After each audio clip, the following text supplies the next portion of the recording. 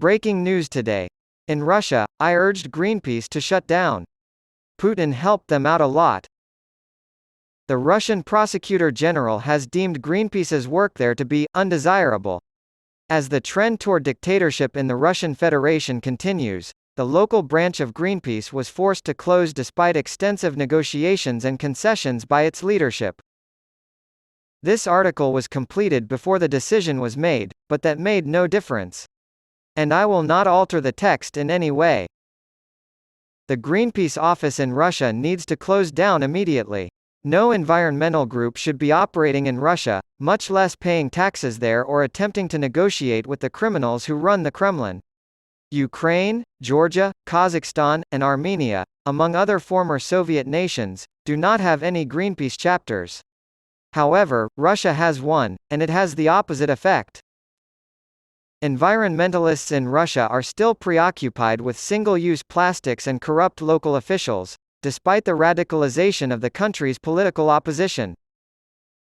While President Vladimir Putin prepares new repressions and destroys small environmental organizations, he likes to make people feel like they are doing important work. Greenpeace's presence in Russia obscures the government's repressive actions.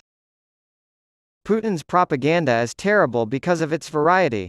Zora Kavanosyan, a well-known environmentalist, for instance, spreads Putin's propaganda by accusing Ukraine of shelling the occupied Zaporizhzhia nuclear power plant. While advocating for environmentally sound policies, Kavanosyan is critical of regional authorities. There's also the 63,000-strong Ekologinya Telegram channel, which advocates for environmental causes and backs Russian politicians from the ruling United Russia Party. Sorry to say, but Greenpeace is right there with you. Greenpeace Russia has been silent on the issue of logging in Kolomenskoye Park, despite the fact that activists from outside Russia have written about it, to build military infrastructure.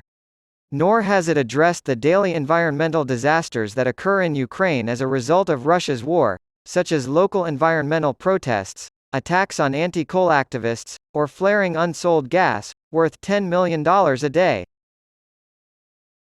Not only does Greenpeace remain silent on the most pressing issues, but its brand of controlled environmentalism reeks of Russian propaganda. Environment-friendly Russians are the target audience for this propaganda. Environmental protests in Russia have, oddly enough, been more effective than political protests.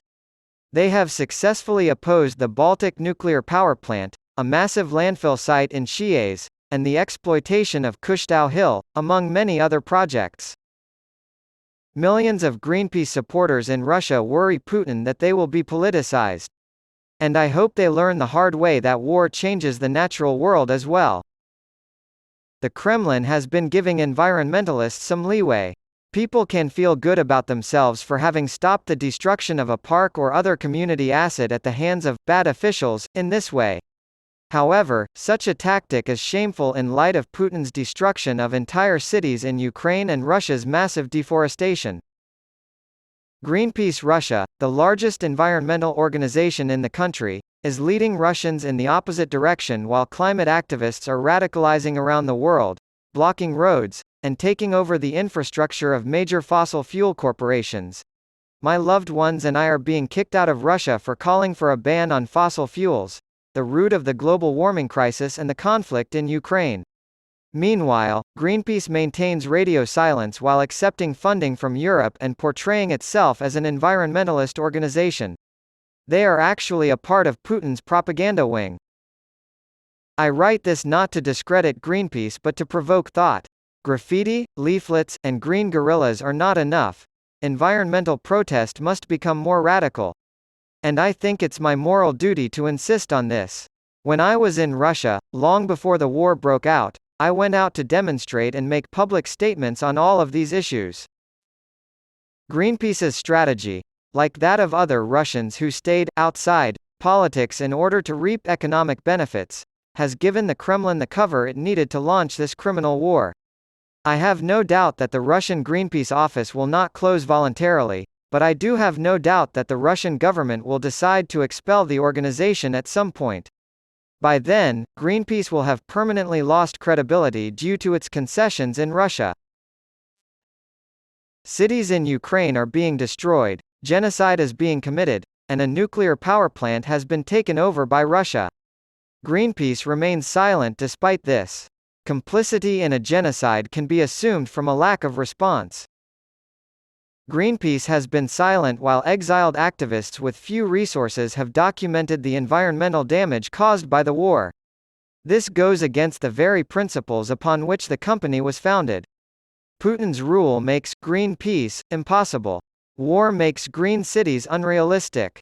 Even if you don't agree with me, please give these points some thought because the situation is only going to worsen. The largest environmental organization in the world is accountable to more than just its own staff members.